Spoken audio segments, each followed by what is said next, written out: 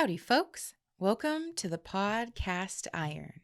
My name is Laura Mullen Vermilia, and on this podcast, I interview members of the cast iron art community in order to inspire, educate, and spread ideas about iron casting and cast iron art. On today's episode, our guest is Durant Thompson.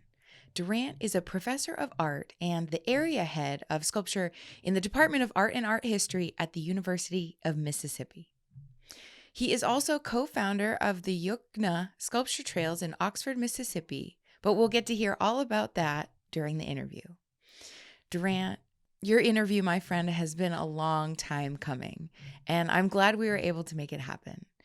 You've been around from almost the beginning of my cast iron journey, and well, you've been around for longer than my cast iron journey. I know it's not always about me, but for me personally, it was refreshing to be able to hear about your humble beginnings. So thank you for giving me this time for your interview, but also thank you for everything that you've done to help introduce me to the big bad world of outside of UGA Iron.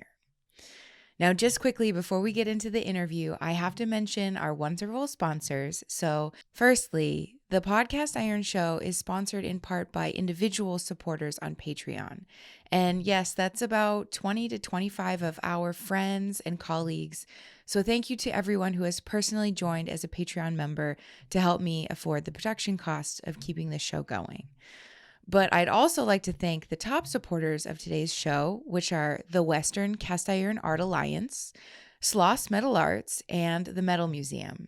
These fantastic organizations provide a large portion of the funding that's keeping my ability to produce these episodes afloat. So I just want to take a few moments to introduce these top supporters to you now. So a very meaningful top supporter of the podcast Iron is the Western Cast Iron Art Alliance, and they are an organization that consists of iron casting artists in the western states of the U.S. Their organization's goals are to educate, demonstrate, and exhibit cast iron art in the western states of the U.S. And one of the ways that they accomplish this goal is by hosting a conference every 2 years. So start planning to come out west for their conference in the fall of 2024. This upcoming Western Conference will be at the tail end of October in San Diego, California. And I always have to point out that you don't have to live in the West or in the Western United States to attend the Western Conference. You should definitely make the trip. They'll love to have you, and I'll be there too, so I'll love to see you. A big thank you to the Western Cast Iron Art Alliance and their board members for their support of this podcast. For more information about this fantastic organization, visit their website, which is wciaa.org. Another longtime supporter of the show is Sloss Metal Arts, which is a national center for iron casting and metal art. Based in Birmingham, Alabama, they host our national conference on contemporary cast iron art and practices every 2 years. And now that the 2025 national conference planning has officially kicked off, you're going to want to follow Sloss Metal Arts and NCCCIAP on Instagram to keep up to date with all things Sloss related and conference related.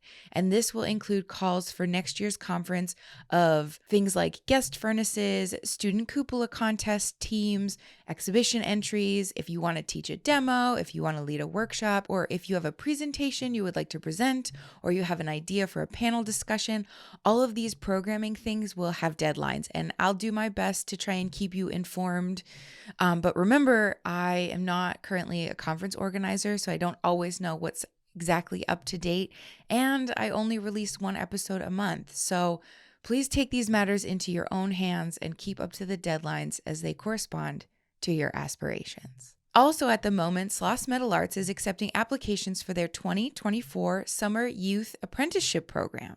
And this is a paid 8-week program for 10 to 15 high school students who would be ages 16 to 19 for them to work and study with the Sloss Metal Arts crew for 30 hours a week.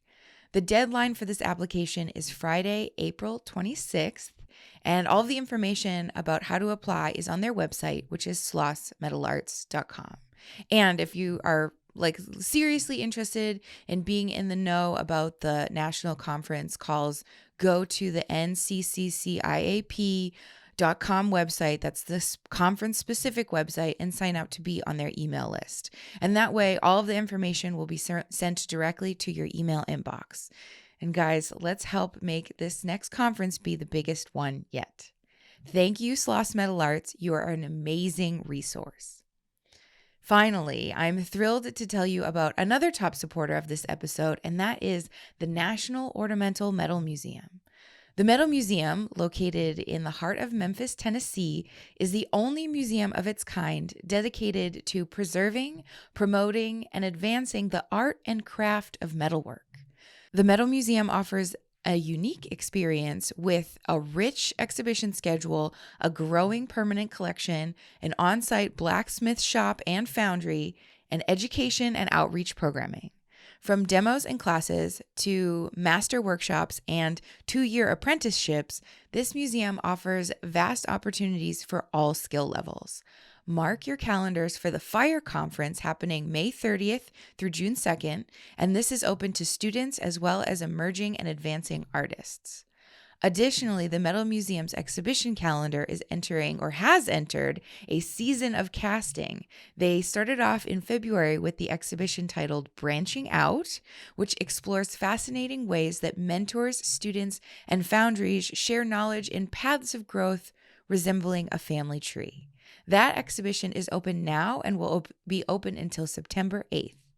Also in April, that's this month, don't miss casting artist Morgan Lugo's Tributaries exhibition titled It's All Relative, with a reception and artist talk on April 21st. And in September, immerse yourself in the works of the master metalsmith Preston Jackson.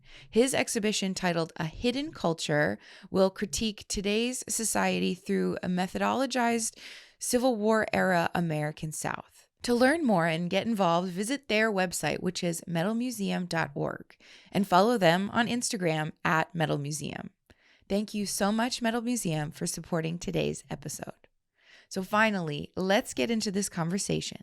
Thank you so much for tuning in today, and please enjoy. All right, so Durant Thompson.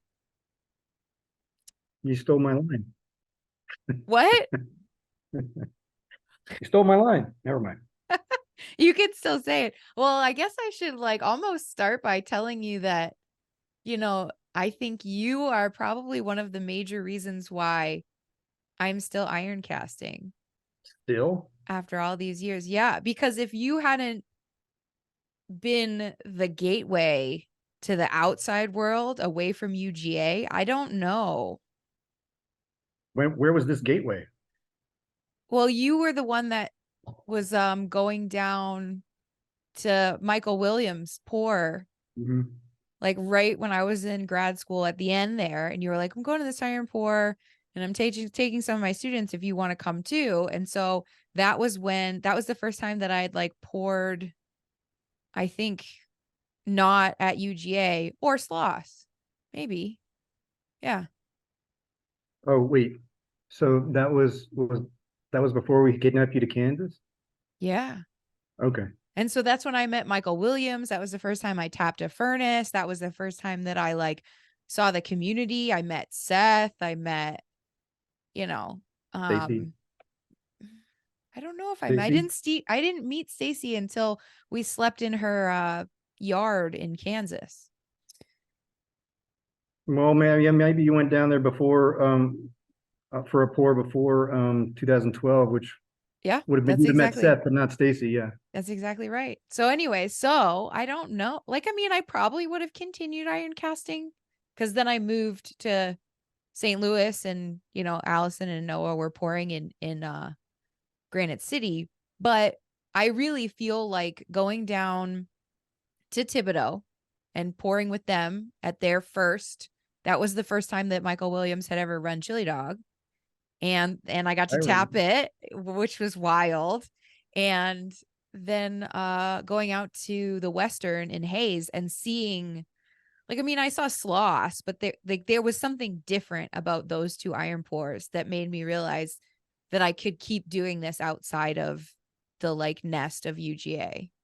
So, well, the Western in Hayes was sort of magical with all the Donnie Keens, the molds, and the weather, and it was just a magical experience. That was a really good one to be influenced by. Yeah.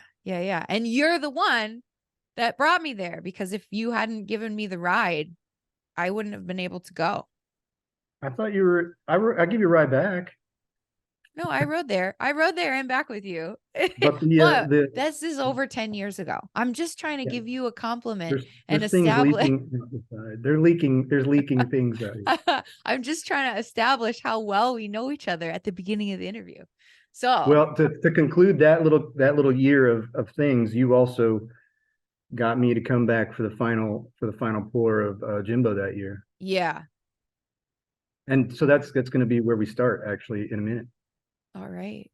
Well, should I introduce myself now? Yeah. Who the hell are you anyways? So I'm Durant Thompson. I'm currently the professor of sculpture at the University of Mississippi. I'm also pretty much a metal fabricator and a caster. I started out as a fabricator before a caster. I got my BFA at the University of Tennessee, Knoxville, and my MFA at the Louisiana State University. And I also am a co-founder of the Yokna Sculpture Trail, which is a big voice for our community at the moment in Mississippi. So I'll let it go. Is that good enough for now? Yeah, that's perfect. And so let's transition right into maybe a childhood memory or two, that something that happened that you feel like maybe influenced you to become the person you are today. Yeah. So I think the joke that I used to tell when I was early in art was that in second grade, I was the first little kid to color inside the lines in my class. Everybody else was scribbling outside. And so somebody took note of that and said that, I had a little bit of an artistic eye or something like that. I was paying attention or something like that. And I don't know that there's a whole lot more, but I was making little flip books and things. So I was always sort of making little storybooks and stuff. Even as a little kid with no real training or anything like that, there was something going on with stuff. My family's big into craft. So my mom's side of the family does a lot of sewing. They do a lot of, like we made our own Christmas ornaments, putting the, cranberry with the popcorn or whatever and making it, because we were poor. We only had the first two letters of poor, really, but we made it work and we had a good time. It was a really good family environment. And so I guess all that sort of creativity in a non-fine art way was really sort of a foundation. And then I moved to Tennessee when I was like 11 years old. Uh-huh.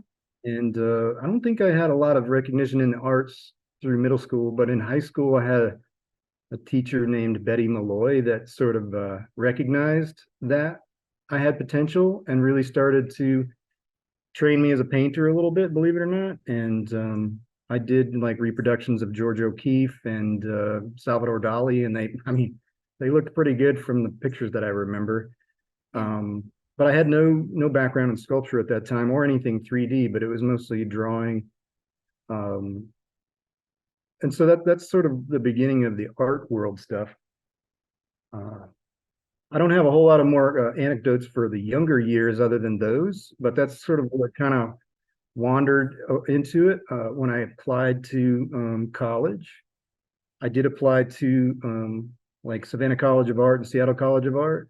Yeah. And I got scholarships, but I mean, we all know that they cost $1 bajillion even with scholarships. So I didn't get to go there. Mm-hmm. But I did get to go to the University of Tennessee, and I applied for architecture school. And because I can't remember when the ACT tests were, but apparently the night before was something festive. ACT, I did not do well. So I did not make it into architecture school. And so I ended up as a secondary in art. And I was, kind of making my way through first couple of years, fumbling in arts and 2D and not really finding my way. And then I got to like more advanced classes, and the painting professor said that I was going to spend like, $300 or $400 on the first project or something like that, for canvas and paints and paintbrushes.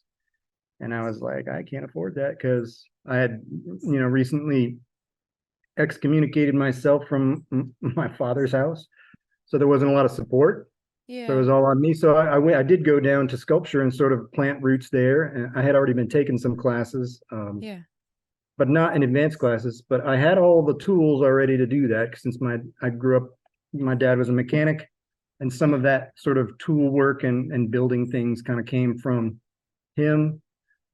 So I was able to wander through some beginning advanced classes with sculpture, and that's where I ran into Dennis Peacock at some of the upper levels. Hmm. And I might be rolling into too many of the questions, but No, from no, there, we're rolling. We're good. This is gonna be great. so he just sort of he had a way of like kind of folding his arms and giggling all the time, and that's funny, whatever. But he always had fine art in mind, and he had a really good way of making you feel comfortable about talking about it. Kind of took me under his wing, which was funny because the first 3 years he was the scary professor that nobody, they were like, oh my god, he's the one at the top, he's going to kill me or something like Yeah, that. you But kind of tiptoe. I know that feeling. You kind of tiptoe around them a little bit and until then so when I you. got there, he was like a little teddy bear, not a teddy bear, but he was really soft spoken, and he mumbled a lot, so we got along really well because I mumble a lot. If you haven't noticed that already, but so I started making fabricated sculptures kind of under his thing. He made fabricated works, and the sort of the next sort of questions I think are, how did you get into iron? And one of those things that we were just doing one day was, here's my friends that have come up to make sand molds with us. 3-part green sand nightmare, whatever that stuff was. It tastes smelled bad, but it was Jimbo and Leanne, Jim Bonacorsi and Leanne Mitchell from Georgia came up to do a little workshop, and that's when I got. I think Leanne called me about 7 different names, but not Durant, to get it going. And she still calls me all 7 names whenever I see her. I think, and then so I got to know those two, and we were basically making molds to take down to Jimbo and Leanne's pour a week or two later or whatever. But it was the whole whoever could go, and so it was like a field trip. I know that I'm not sure when Noah and Allison came in, but I know Allison was there when I was there a lot as a grad student, and so she probably went. We were I was sort of Dennis's assistant for a long time, and I'm not sure where that started, but I know that I was in the truck.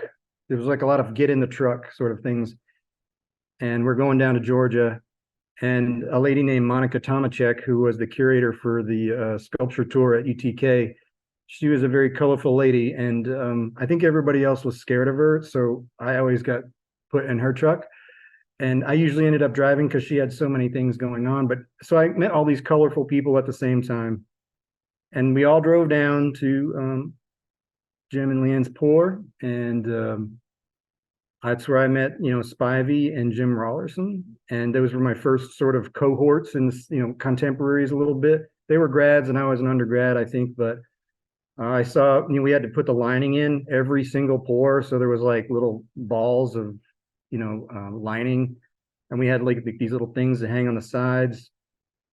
A tedious night before work, Wow. all until like 2 o'clock in the morning. But there was no like castable at the time. It was all little, you know, ball clay stuff, And when we were done, the lining was usually on the ground. Uh-huh. But that was Jimbo's furnace, and I think that was before he had the split to weir. The first Um, one, maybe an early one. I can't remember which one it was, but the Yeah. early ones were you might be able to get at us, Spivey, whatever it was. David Yeah. Jones, for those who don't know, Spivey.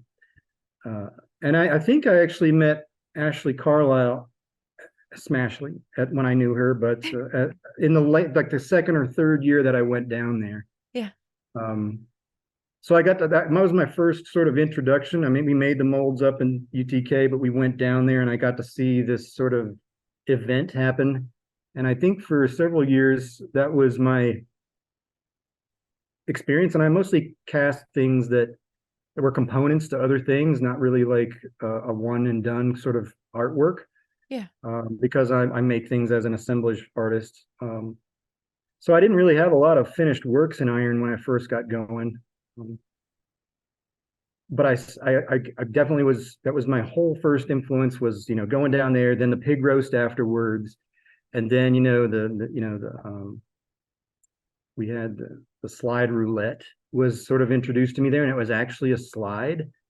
So we had to like bring two or three slides and they put it in there as like a click, click, click. And, met all sorts of characters from all over the place. I think I met you there one year. I don't know if Yeah. that was a few years later, but in the middle years, there was Skip Van Houten and his whole crew of crazy people. And Yeah. we met talking about slide roulette and, having a good time, enjoying telling stories. And there was so many people at that thing. It was like a gigantic community. And it wasn't just the iron community when we got to do the art stuff later. It was, the painting instructor and some other people were there, all just kind of doing art things and talking about it. And so that was a really good introduction to that. For the last, I think I had a year between undergrad and grad school, and I worked for Dennis making outdoor sculpture. Yeah. And I know that's not a major thing for this thing, but But outdoor it sculpture is. No, it is. was a big component for me working for him for a year. We put things up at Navy Pier in North Carolina and Goshen, Indiana, and I think at Notre Dame, which is where I met Letitia at one point. Mm-hmm. But so there was just like the network sort of grew. But I wasn't really doing a lot of cast iron. And so he encouraged me to go to grad school at some point. I think we were having lunch one day and he said, I was just enjoying working for him. I think I had like 9 jobs at the time, but I was building sculptures for him like 2 or 3 days a week.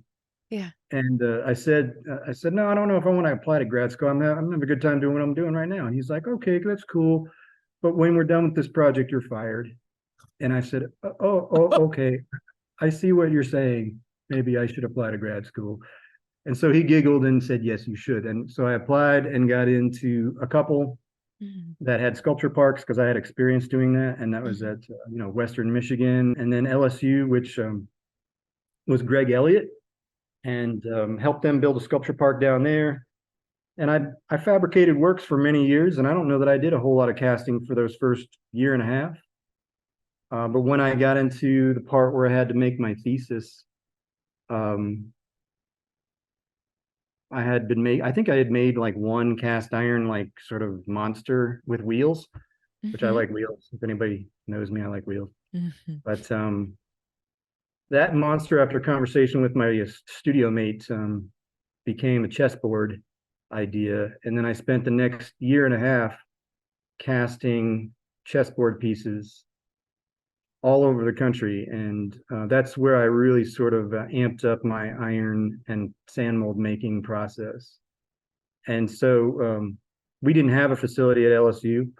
And so I bought a flatbed truck, and I put 2 pallets on the back, and I drove to whoever had an iron pour that year. And that included all sorts of people. Like I think I went up to Edwardsville in the early one, and that's where I sort of got introduced to Gype and Potraz as they were getting together. But I also introduced myself to Andrew Marsh as he was graduating in the last year up there. Yeah. I did Remy at UTK. It's several pour. I think I did like 10 pours with Remy as he was experimenting how to build furnaces. He was like, I got no molds and I got no students and I need things to pour metal into. And I was like, I need metal. So I just kept going up there all through July. Yeah. It all started, the first molds that I made for the chessboard were made with Butch, Jack, and Kurt at Lamar. Yeah. And so I got to meet those people and everybody up at Minnesota that came down. I did some George Beasley at Georgia State and many more. And at this very early stage, there was this sort of, we had an exchange student from up north and from Alaska as an undergrad at LSU, and his name was Michael Williams. And so he helped me make the chessboard itself. I think we spent a spring break, and I think he maybe just looked at me and laughed at me, but we spent that spring break making the chessboard. Yeah. Which I later, I went to Alaska with him, and there's many stories with that. But that's where I met Michael, as you mentioned before, and I think we're still pretty good friends. I would say so. But so there was lots of just that whole network. There was 15 pours that I went to make the chessboard and 150 sand molds. And so whatever number of people that I met doing that and driving all over the country really sort of, I had a mission to make the chessboard. Um, it wasn't a mission to become an iron caster. It's just that iron casting was the way to get to the end of the mission. Yeah. But I learned a lot. I met a lot of people. Some of them have been lifelong friends. And after believe it or not, I don't think I did. Maybe I did one at Southern Miss, and that's where I met a little bit of the crazy crew from Southern Miss, which then became a big part of my life after that. Yeah. But so that was my sort of, how did you get into it? How did you get crazy? Why'd you keep going? Mm-hmm. But then the year after I graduated and chessboard was done, and I worked for LSU for a year, and I really got to know the Southern Miss group really well. And they were just a magical group of people with Skip Van Houten. There was a guy named Mark Lee and James Davis and Jason Kimes, and just there were several others, but those were the ones that stuck around for a lot longer. But they became a very integral part in how I moved forward in iron after that. I think we really got together at Sloss that year as well and had a good time and really started to gel together as a group. And that expanded into East Carolina for James, and Jason Kimes went to Carbondale, I think, and that's where Toby was, and so the branches just keep going after that. But that was really one of my favorite times as an iron caster. I think that's one of these questions in there, but just that magical period for me where you were kind of making a foundation, making a group of friends, and really hitting stride. That was great, and I'm really happy to talk about those people because I'm usually really quiet. Laura's got me talking, so Well, it's awesome to hear you like kind of, because what you just said, all of that has filled in some blanks for me about where some people came from, where some people, it's always good to hear these little kind of Tetris pieces fall into place. So let's well, keep going. Yeah. I don't know. Maybe I said it all already. Was there any questions in all of that you want to? I can fill in because just chime in, and I'm sure I have a memory about some of these things. Yeah. I could Well, tell you stories about Michael so Williams. I could tell you stories about Skip. well, so kind of like, where did it go from there? Well, maybe backtracking a little bit, but I'm not sure how all the timeline works. But It's okay. I kind of, I got a job at Johnson Atelier for a year, and so I learned how to do some crazy fabrication up there and mold making. Mm-hmm. But there was, I can't remember where Skip was making his truck, but that was sort of like we were all sort of mesmerized by making the cast iron truck. Mm-hmm. If you don't know, he made this full-size cast iron dually truck out of some kind of 50s Dodge with a flatbed. He even cast the tires and the windshield and everything. Wow. And it was a couple of sculpture parks, but I'm sure it's at his house now. But we can find a picture if you need it. Okay. But after that, I think it was after that he was really still active in doing the sloth stuff. But he was Yeah. always really experimental, like everybody else. And I don't mean to downplay it, but everybody else was like making the cupola, making the iron, making the sand molds. And there was this crazy dude out in the field, like he was an early influence with like performance. Yeah. And we did. He was the guy out in the field doing all these experiments with centrifuge casting, and we did a ladle lid melter, which I'd never seen before. That's like it looks like an hourglass, and then it's on top of a ladle, and then we had it on a train car and brought it out and poured it into, I think, James Davis's mold. And just because he was weird, he decided, I think this is the one where he lined it with copper piping so that it made a jacuzzi on a 55-gallon drum that Jason Kimes and Doug Barton got into, and that was it. Nobody else needed to go in after that. But Yeah. and then the final with him and I, as I recall it, we had a few beers and we were out at his property when I was working at. I think it was at Southern one, and then I moved to Ole Miss after that. But we Yeah. had this idea for the Massey furnace in, which was the tractor and the fire truck, fire engine rear end that we drove at Sloss one year. and we dug a hole and planted the iron back in the earth with art in it. There's a YouTube out there somewhere with it.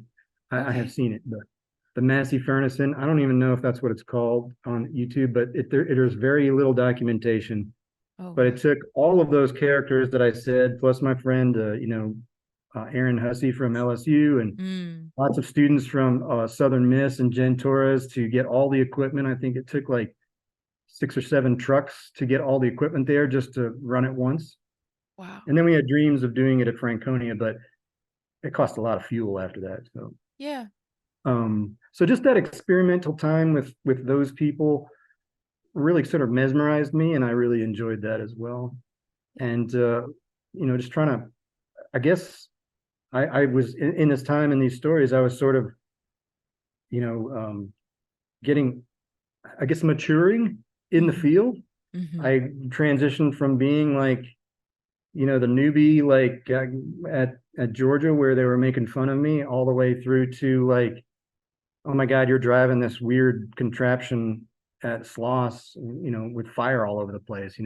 So you became sort of a peer, Yeah. and then I kept that going. We do iron pours at my own school Mm-hmm. every semester with my colleagues Stacy Rather and Seth Thibodeau, and Mm-hmm. we try to inspire those students all the time. So I don't know where that would be like for me the high point in cresting. I mean, there's all sorts of other things like going overseas and pouring with other people and meeting them, but it's like that first season and group of people was sort of like opening the sand mold for the first time and seeing your present. Yeah. It was like that. That was like the really super exciting time for me, and hopefully everybody has a version of that. Yeah. Um, The magical and I guess time. for you, that was maybe the story you told. You have the Jimbo, and then you went to go see some other people. Yep. Yeah. Yeah. I have no idea what question we're on. Oh, I mean, we're just running through your story. And so you're out of grad school and well, then what happened?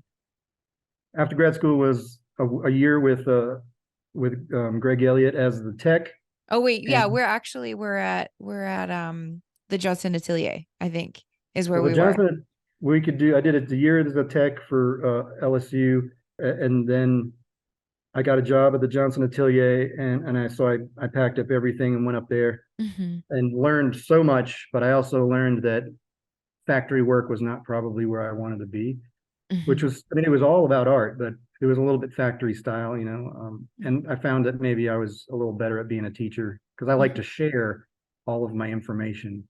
Yeah. When you're in a job, you don't share information as much because you want to keep your job. If you share Mm. your information with a colleague, then they know how to do your job. Hmm. And does that make sense? It does. I didn't know It's that at the time, but I learned it very quickly. Yeah, it's an unfortunate truth that is a reality in some places. But it seemed like it was a valuable lesson for you to learn what you're passionate about, and sharing knowledge is one of the things. Well, there was one guy there. His name was Takeo, and he was like the senior welder, and he never spoke, but he knew how to do everything. When there was a big job that came in for like Hmm. Ricky or we did a lot of major names in there, but he would always get it done, and he would point. He didn't say much, but when I left, he looked at me and said he was really sad to see me go because I always was really good at sharing things, and but it wasn't really great for this job. But he really enjoyed my personality there, so I really appreciated that about him Yeah. in my time there. I was only there for like 9 or 10 months, and the reason I left was because there was a job opening as a tech for Southern Mississippi, Yeah. and I guess Skip said lots of really great things to Jennifer Torres, who was running the search committee, I think. Yeah. And in the end, I was able to go down there and be the tech Uh-huh. and sort of learn directly from Skip.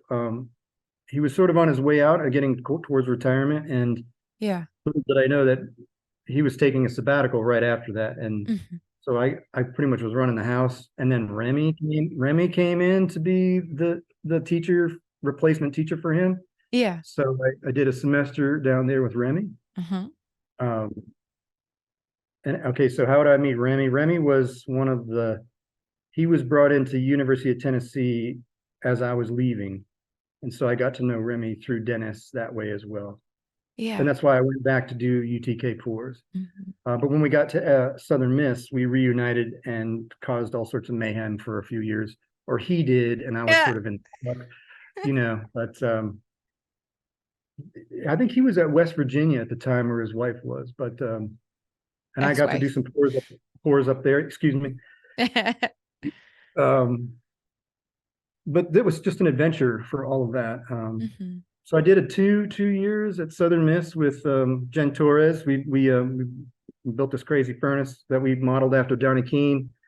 We did Skip and I went over to Donnie's for a pour, Okay. and we took all the measurements for the furnace with the idea that uh, between Skip and Jennifer, I think they had lobbied for a donation from a company called Structural Steel Services, which was a fabrication company out of Meridian, Mississippi, that they built like power plants in the Philippines at the time. It was crazy. They were making really big things. Okay.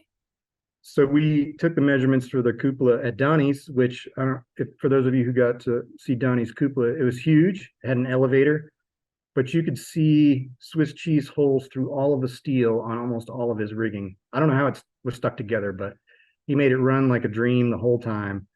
But it was like 30 feet tall, Yeah. and he threw engine blocks in there. And for those of us that got to go down there, you get like a mix of like one engine block, three heads, and like two or three of this or that, and cups and stuff like that. But yeah, so if you got to run the top, you were at the top throwing those things in as charges instead of like little buckets of things. Yeah. Instead of buckets of Dominoes or not Yeah, Yeah. What are they? Doritos instead of buckets of Doritos. yeah, big Like, Doritos, engine block Doritos. Yeah. yeah. It's like every single pour that I go to, you go to break iron and you're like, how big should the iron be? And they're like a Dorito. Dorito. So I no did. I Doritos, didn't. engine blocks. Well, I didn't. I didn't mention that sort of the inspiration for all of that furnace being made apparently was Skip's furnace that he built, which was a ladle lid, which we Yeah. used to pour his truck. And the donor had seen that furnace and wanted them to he's like, where to go, and Skip said, well, I took it home. And Yeah. so we went to school, and that's how the donation sort of started, was with this quick conversation with Skip and Jennifer, and I don't think I was included, but I got to do some drawings for design, Yeah. um, which here's this idea with this gigantic donation, and this new guy, new tech, gets to do design. And so Skip helped me go to Donnie's. We all learn from Donnie Yeah. every time that we see him, of course. Hmm. Um, and we were able to design. I designed it on a bar napkin to begin with, and then it got to be graph paper, and then it went to I think Jennifer took it to Meridian, and they made it into some sort of computer sketch that they could watercut. Oh yeah. But Yeah. so when I was working with Greg Elliott, when he told me, when you're asking for a donation, you ask for twice as much and maybe you get half. So then you get what you want, right? Yeah. So when I designed the furnace, I designed it to be double the strength of anything we needed. And so when they got it at Structural Steel Services, they said, well, he's not a designer, so we need to double whatever he did. So it's like quadruple or whatever math comes out to be, whatever that is. But it was crazy. And so it's like, super thick steel. I mean, if there was going to be a hurricane that went through Hattiesburg, I would just get in the furnace, Yeah. because all the buildings are going to be gone, but the furnace is still going to be there. There's also 6 feet of solid concrete underneath it, Oh wow. Wow. Yeah. because there was like a little bit of a sinkhole. And so it's stupid. I think Skip and I, when we watched it run the first time, I don't think it had a name, but I think we just called it Stupid Big, because Yes. it was stupid Yeah. big. I Yeah. think now I think it's called DK2, but at the beginning it was just sort of awe, like, oh my God, it's huge. Yeah. But they put spark arresters on it, and we had this big platform, and it was all, and so we had to line this monstrous 30-foot tall furnace, 32 inch, I think, and we didn't have enough money to get the castable lining. So Doug Barton and I, he was the student there at the time, made a 24-inch cupola and put this uh, sort of brick outside jacket lined with 2 inches of castable refractory. That's how we saved money, Yeah. because the bricks were not high enough temperature to deal with the heat. Mm-hmm. So we used the refractory as sort of a lining. And so we saved a lot of money that way. And so there was actually two furnaces built to make that one big one. Yeah. Uh, Actually, I think that we only ran that 24 once. We moved it out to the back pad, but um, the big one was run after that. And I don't think I'm going to try to get that furnace off of Jennifer still, but the 24. But it's a really good lining. But that was just some good formative years. That was me being a teacher for the first time, maybe at Southern Miss Yeah. with Doug, and he was the first person that said to me, Durant, do you ever say yes, it's good, or is it always, but you could do this? And I was like, well, I don't know. I guess there's always a way to make it better. I'm sorry, but he was waiting for me to say it's perfect, and I guess I just never do that. You can always keep working. There's still Mm-hmm. time left till it's due. You can still make it better. So that was some of these questions are about making a furnace, and so Yeah, that let's get into that. those two furnaces were probably the first ones I actually made. I ran many and jury rigged and did all sorts of things and ran them with vacuum cleaners and stuff like that at Yeah. Lamar, all sorts of different linings and beds and stuff like that. But those two were the first ones that I was sort of in charge of solving the problems. Yeah. Before it could be run and before the lining could get put in to the big one, I got a Yeah. job at Ole Miss. And so Jason Kimes took over the tech job after that. And I think they did the lining. Mm-hmm. And I think they ran it for the first time with Donnie with a bunch of, I think they put like whole trees in there, like big pine trees in there to start it up, Oh, like logs of trees. like to cure the refractory or to burn in Oh, the bed coke? just to cure it and get it started. You got to get Okay. it warm first. Okay. Yeah. I think we also put in like an elevator to make it easier. And like, we didn't have the elevator ability that Donnie had. We just had like a crane. Yeah. But to get it up to the top, we had to. It's just all sorts of weird engineering for an artist slash mechanic. Yeah. And for those who get to see it, maybe this fall, that Mm-hmm. it'll be stupid big. Yeah. But so I had to give it up though and go to Ole Miss, and so Jason Kimes, and then I think James Davis after that, along of course with Jennifer Torres running the show the whole time. Yeah. Sort of kept that thing running, I think, until the dorms got put in, and then there was a little bit of a pause. Yeah. They put dorms right next to it, and they didn't like the smoke. Well, Um, nobody does. That's a reoccurring theme as an ironcaster is to try and get supportive neighbors or keep supportive neighbors. You just can't always. Yeah. Especially when your facility is located in the middle of campus. At the time that we built it, it was way off on the side. It Yeah. engulfed in the dorm area. So, Mm, but yeah, we all have to overcome those problems. yeah. So at Ole Miss, I had my hurdles in the beginning, trying to set up a foundry of my own. So I Yeah. kept running around the country and doing stuff. Mhm. Let's see. I just know that I was going places, probably going to back to see Jimbo and Leanne and anybody else that was in the area, Skip and stuff like that. And I think those first years at Ole Miss, we were doing the Massey furnace in during the '07 SLOS, maybe Okay. somewhere in there. Or maybe that was the ladle lid, and then like '09 and '11 was the other stuff. But so those first few years at Ole Miss, I was working along I think I was working with Skip when he was at home. He'd already retired, and we were doing that sort of on the side, Yeah. but still working with Southern Miss a little bit.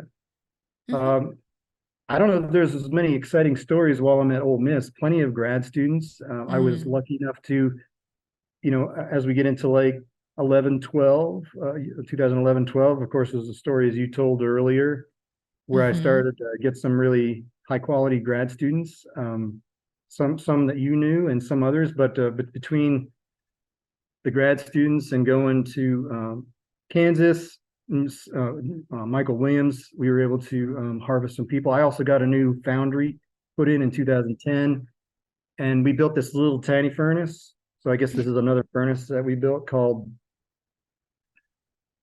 Bob. I think it was Bob, but it was a jacketless furnace. We just want to see if we can make a furnace without an outside. So it was like all armature, like Frankenstein. Yeah, And and it we was took it. We took it to the Western. and we rent It was Mississippi. It was Sippy Bob. Sippy Bob. That's right. Yeah, And because your grad, I wanted Jimbo's design with the split wind box. we And did do that. Yeah. and And so but we I emailed him the plans and kind of like some dimensions and stuff for the 10-inch because it had to be a 10-inch for the Western. And I didn't know that it was going to be a jacketless cast no, refractory that was furnace. Jake. Jake Weigel was there then, and he And started Seth, making that, and yeah, then Seth came up to interview for going to grad school, and I was like, "Come help us make this furnace. By the yeah, way, why don't you just get in the truck and go to Kansas with us?" And that was how yeah. Seth got in. And I But showed yeah, up and I was like, what the heck is this thing? And they were this like, is yeah, this is the furnace we've been telling you about that you sent me the plans for. We're going to go run it at the Western. And I was like, okay. so we did So, run it yeah. successfully one time at night. It was our pre-pour, and Yeah. we were running it at night to see if we could get it to run. And Stacy and Jillian came out to make fun of us, but it poured iron. And then the next day during the competition, it froze up. So, but we did get it to run once. Yeah. Stacy was like, it was pudding-ish I iron. don't even think it came out at all.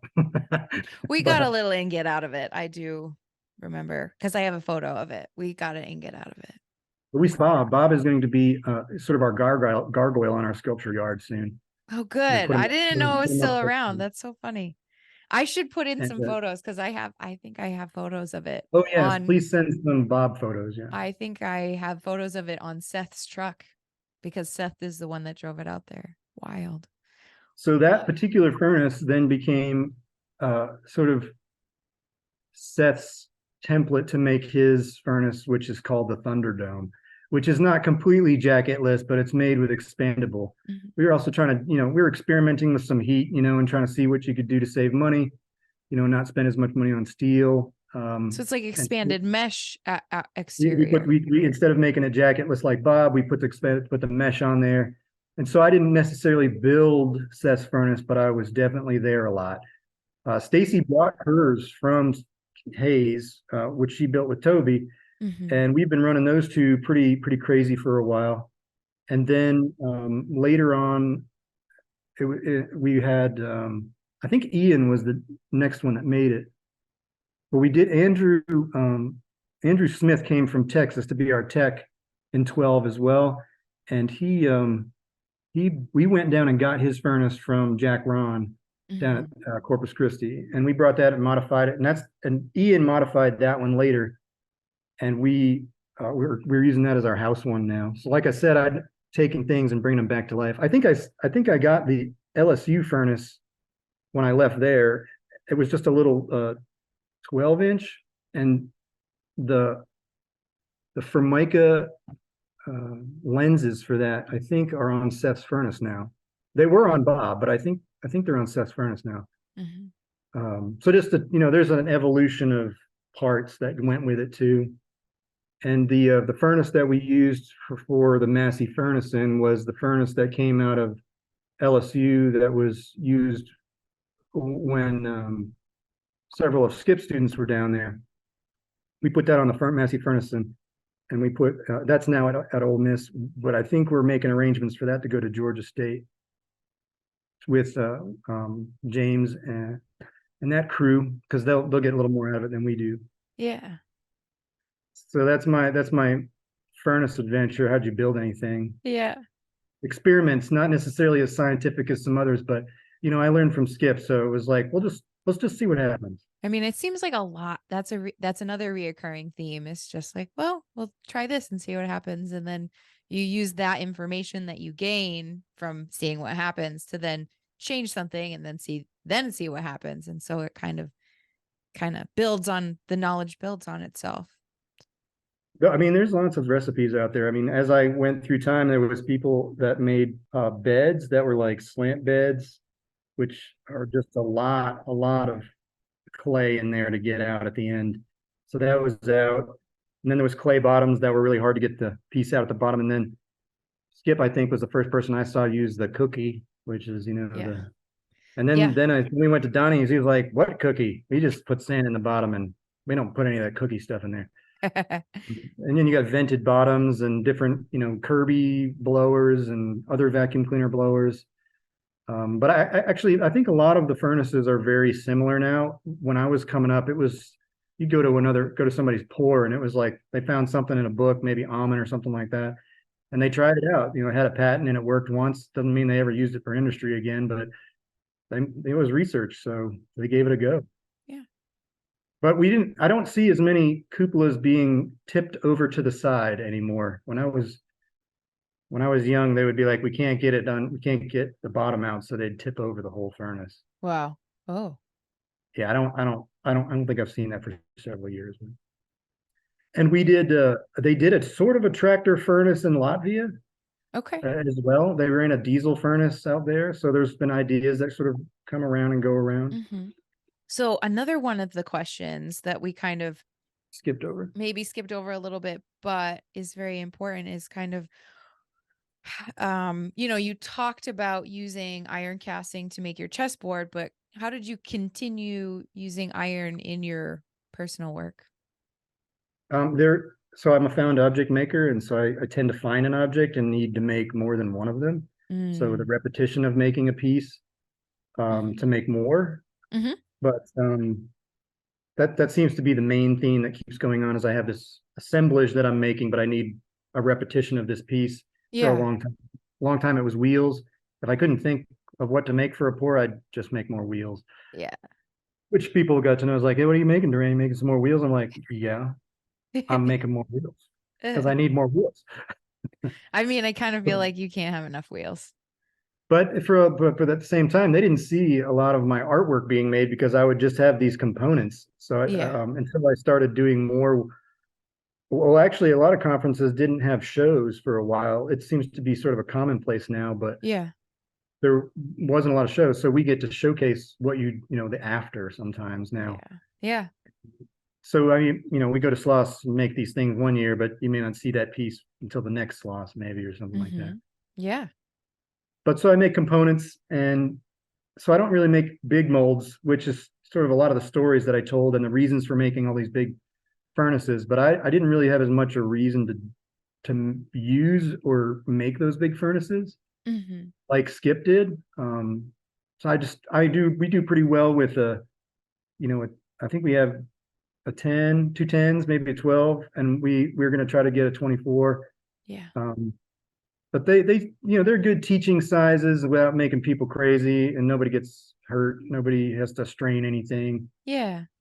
The big ones, if you don't have cranes and stuff, you just shouldn't. We all learned that maybe that bigger was not exactly always Yeah. better.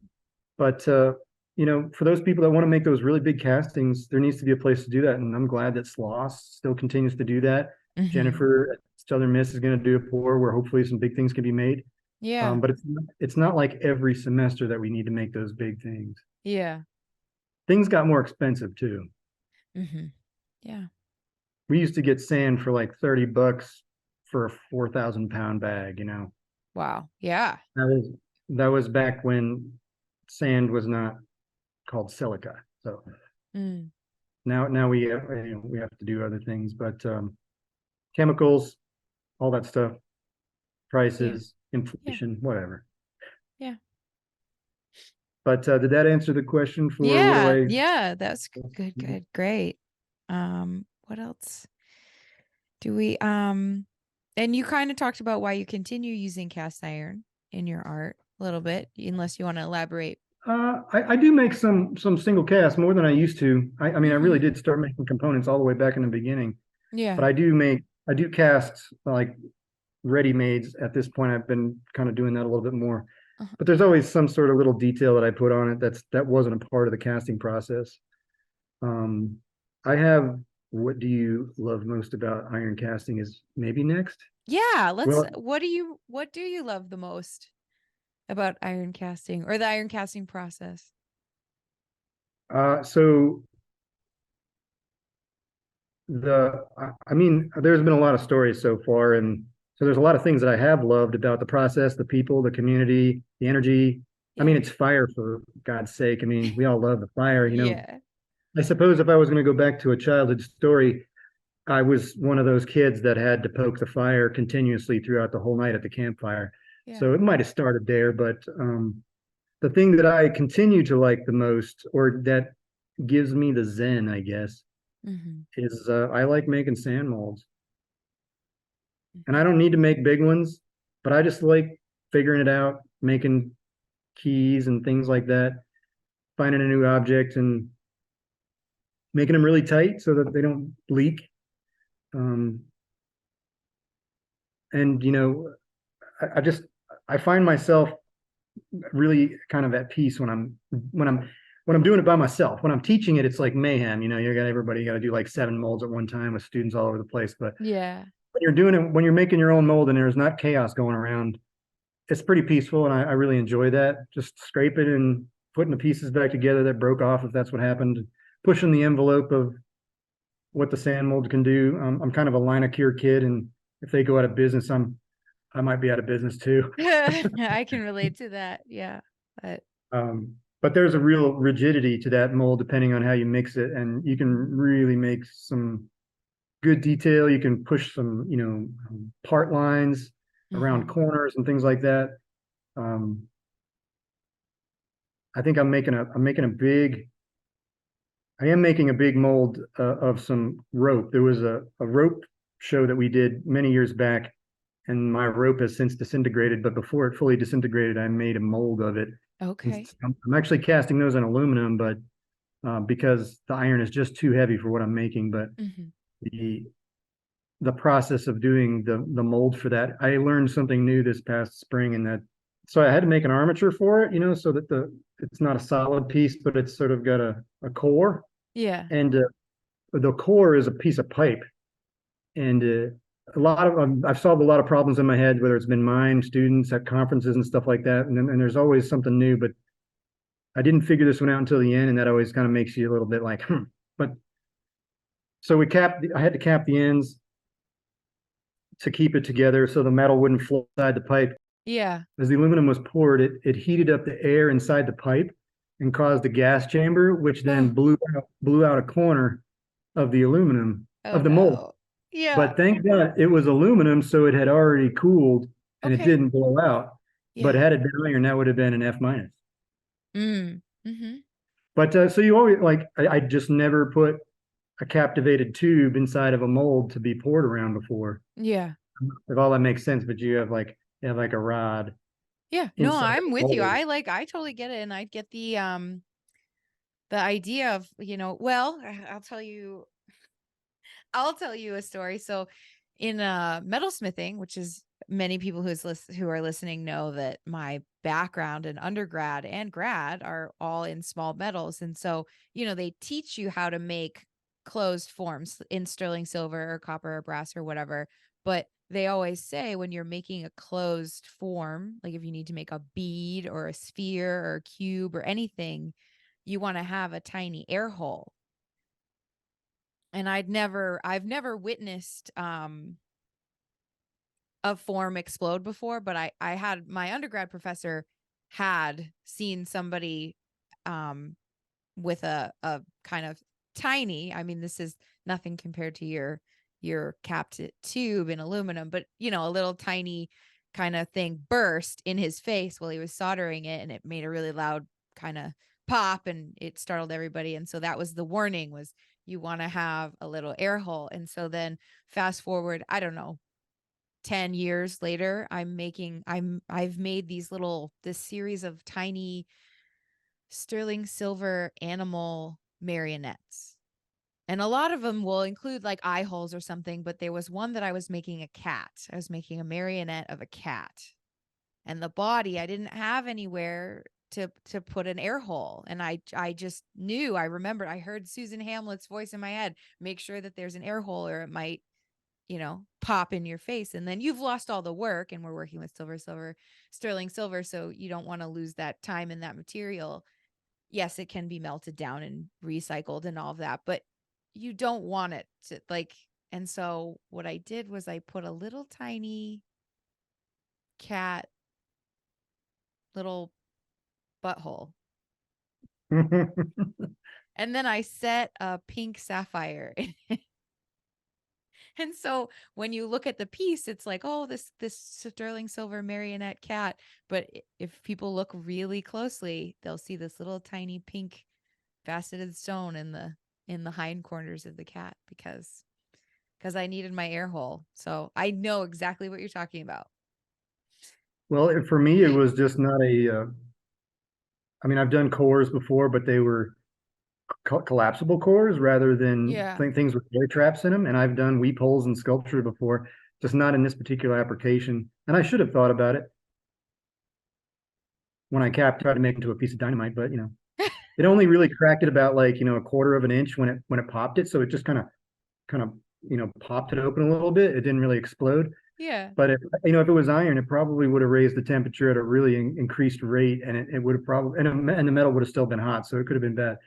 But I don't usually have failed molds that way. I'm used to Yeah. a percentage 10 to 20% being let's see what happens, and I like having sort of the happy accident happen, Yeah. but that one might have been a little too much. But it was good because I really learned that day on. I have two more to make, so I will be, and they're like 4 foot long, so they're not little baby molds. No, yeah.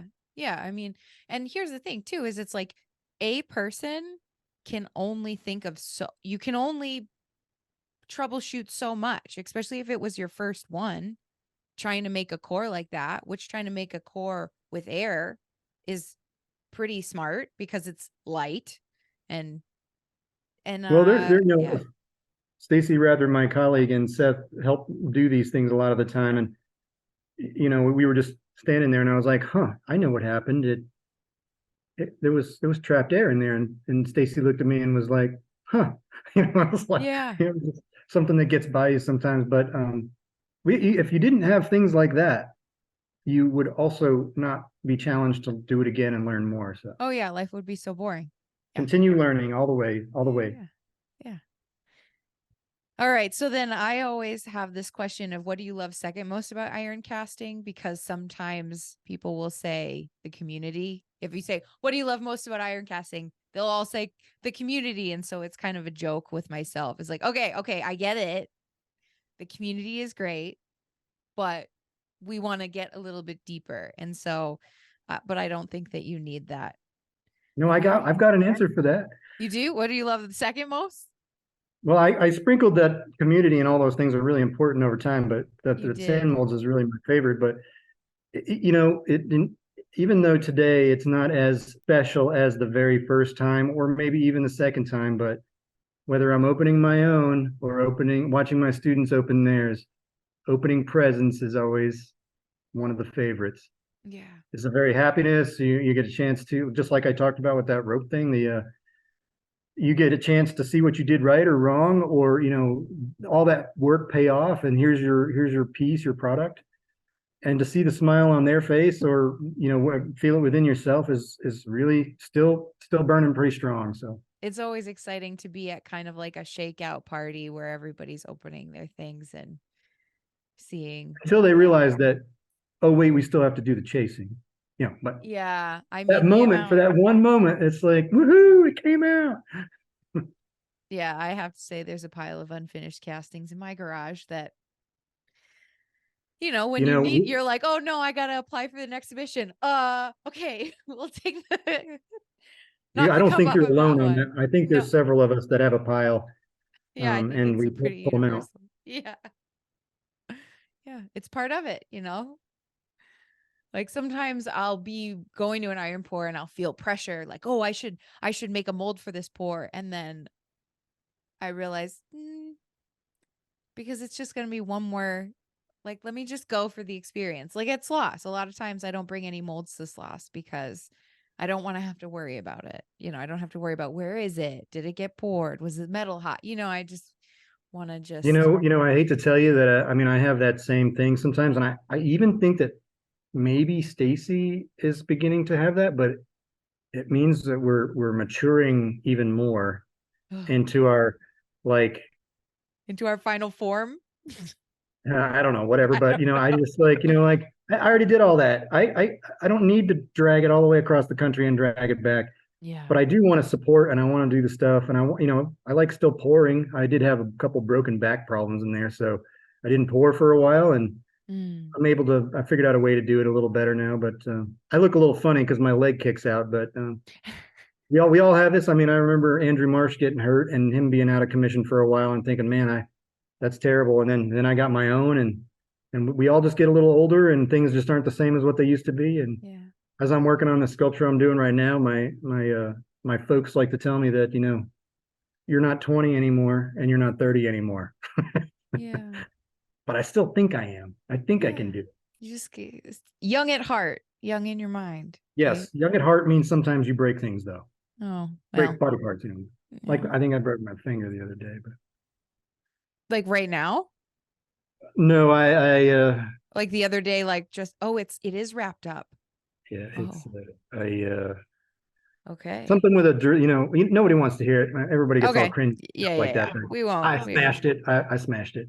It's still there. Okay. Okay, that's good. That's better than some stories that I've heard. So I was going to ask you a follow-up question about in 2017, you entered the chessboard into the Sloss National Conference exhibition, and we made you pull it all out.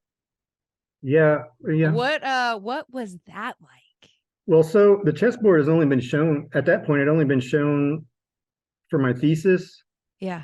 I think there was a show at the LSU art department, and then they got me to haul it to Southern Miss at Eric Eves had a gallery where we did a bunch of shows for a while. We worked together.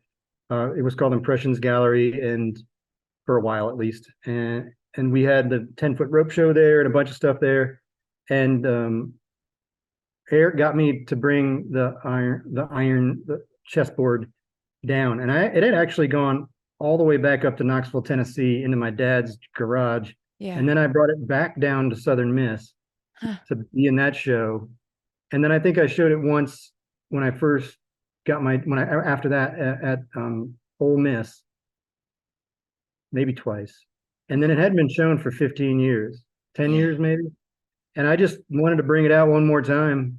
So that because I didn't really ever show it to the community. It was always a part of some other event. And so I had never shown it. And I thought it was a long shot to get in. It's huge, but that particular committee decided that big didn't matter and how many didn't matter. So it was great because there was a really big space.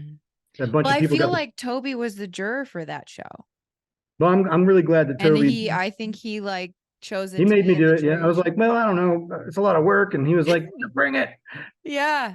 Yeah. But and my friend Aaron and I, lugged it in the back door and set it up again, and it's back in the storage shed, but it'll be back out again. Yeah. But yeah, it was a lot of work, and it'd been sitting too long.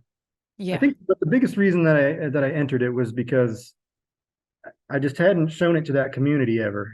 They hear about it and you're like, oh, Durant made this thing, but and it looked small in that space. And that was that was the first time I'd ever seen it look small. Well, that was a big warehouse. And there were some other big pieces in the warehouse too. Like there was a big, I think, chair. There was so much. But yeah, it is 16 feet by 16 feet without the benches. And everywhere that I put it, it was like there was barely enough room to walk around it. But in that space, it was like just another piece in the room, Yeah. Yeah. Which was kind of nice. It was nice to see it that way, actually. But yeah. But it was also nice to see so many people enjoy it again. And that's some of my premise is that, when you get some interaction component to your pieces, I make some benches and make some other things, but having people enjoy your piece at not only a visual level, but at another level is just another level of appreciation. So for the viewer and from the maker. Yeah. Yeah. So it was good. I remember that. Thank you to Toby for bringing it out and making me do it. Yeah. It was, I wonder if I have footage of it installed. I'll have to look. Yeah, because I as soon as you start talking, so it's funny because in Remy's interview, he talks about like you guys, your stories track. Like he talks about he's trying to build a furnace, trying to learn how to run a furnace, not making molds. And you're like, I need molds to be poured. And he's like, bring them up here. And so I like, it was like clockwork. He talked about that and you totally like, whereas Alibi, yep, I brought my molds up. He poured them. But I didn't know that it was the chessboard That was he until did. you just talked about it. And then when you as soon as you said the chessboard, though, because I was on the steering committee exhibition, you know, whatever the title was for that position at that time. And so I can see your application photo in my head, in my mind's eye, because But it you just looked like, like a that's scan of a stupid. photograph. Like I Oh, it was remember actually probably it was a because all I had was slides of it, so it's a a scan scan of a a scan of a slide, Yeah, an I actual can slide. I can see it. And I remember not like I mean the dimensions and everything, but then when I saw it in person, I was like, oh, this is bigger than I thought it was gonna be. Just because sometimes seeing, I mean, I'm a professional art handler and art installer, and it's just like sometimes you're like, oh, that's the photo didn't do it justice. So Sorry, it's big. That was actually no, it was a pleasant surprise. Don't that be whole sorry. piece goes back to Sherry was my studio mate in grad school, and she actually gets a little bit of credit for when I was sitting there looking at my pieces that I had made with probably Southern Miss. I'd made like two or three of the pieces. And I was like, what the Yeah. hell am I going to do with these things, man? And she was like, I don't know, why don't you make a chessboard or something? And I was like, that's a really good idea. And I so mean, she, yeah. Sherry Lane, her name Sherry Lane. Yeah. I So mean, I think that go go ahead. ahead. I was gonna She say was there.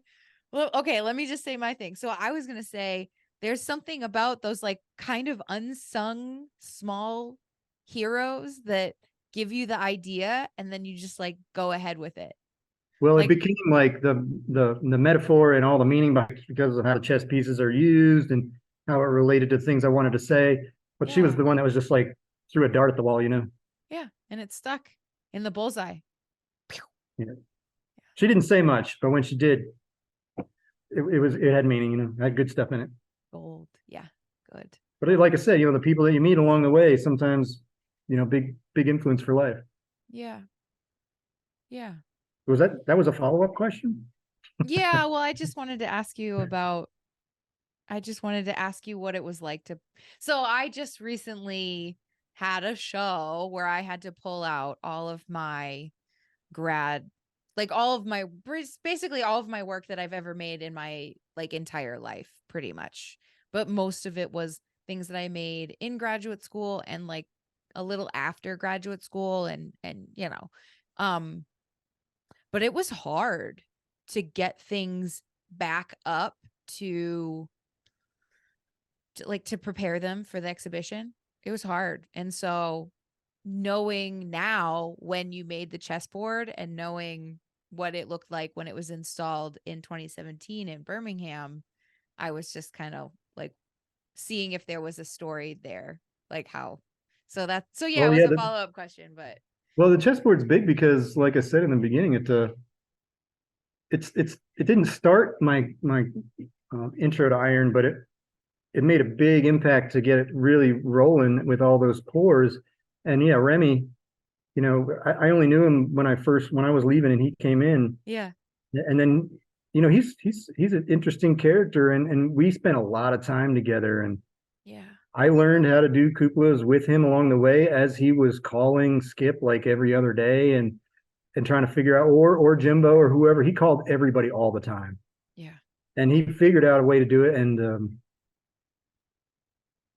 it was just you know, and I think I met Andrew Marsh through that because I think Marsh came down two Mm-hmm. Remy's before I went and did his All Hallows Eve or Halloween pour. Yeah.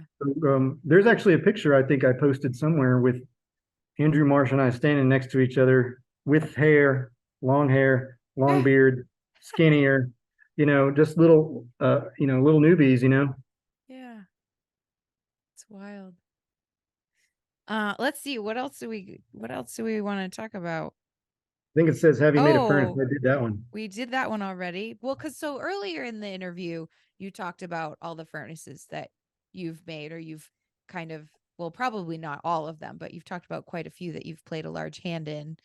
But then let's catch back up with that and talk about what maybe things that you've learned from the furnaces or building the furnaces. Yeah, I didn't really think about this for a long time when I was learning furnaces, but when I'm listening to the furnaces that we have, or I'm looking at other people's running, maybe Mm-hmm. even the student cupola contest, Mm-hmm. um, like a lot of I guess I'm an elder now or something, but there's things that you start to notice that are really good key points. And I might have learned some of it from Donnie because he always looked at the color.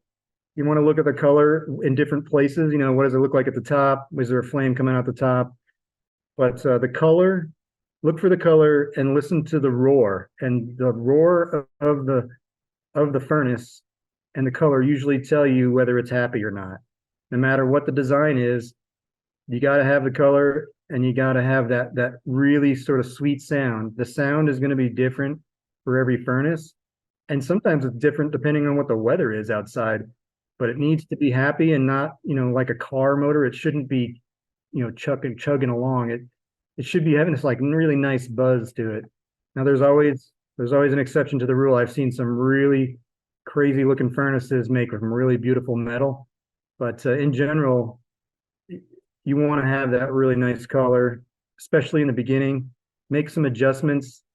It doesn't always run the same at the beginning as it does at the end. I Mm-hmm. see a lot of furnaces like that, so you may need more blower in the beginning to get it rolling, but if you keep that same blower at that speed, you may raise your melt bed up too high and you're burning off more than you need, and that can burn up your well, or make it cold. So pay attention to it, listen to what it wants, and stay calm. Yeah, if you've got cold pieces coming down past the tweer, that's a That's bad bad. sign. That's bad. Yeah. So we got to adjust something, and eventually you'll learn to know when it's. I've walked in cold to a couple pours. I think the Metals Museum asked me to come up and run a furnace that they'd only had for like a year. Mm-hmm. And they were brand new doing it, and I think Noah may have built it. Noah and Allison maybe. I don't think that Um, they built it, but I think that they they ran ran it. it They ran it, and I had to call. right before you ran it, because that was my first time at the Metal Museum. Yeah, and I had to call them because I was like, "This says this is the perfect spot. What is the thing?" He's like, "No, no, it only needs that for like the first 5 minutes." So I was like, "Shut it off. We're just going to Uh-huh. shut the whole thing off, drop the bottom, repacked it, and we were back rolling within like 30 minutes." Yeah. But it just, I need when you don't know who made it, you have to like Well, either. also the people that made that furnace, from what I understand, weren't iron casters, and so I don't think that they necessarily knew what they were doing. Yeah, they run. I think do they run that one still or something different? No. Yeah, No, James but it Vanderpool ran like a came in. dream after that though. Yeah, yeah, yeah, yeah. And then they ran it like multiple times, multiple years. And then, Doug Barton got hired as the foundry manager.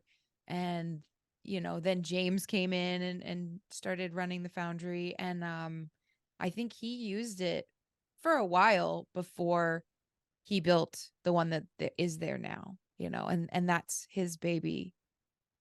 And it's much better.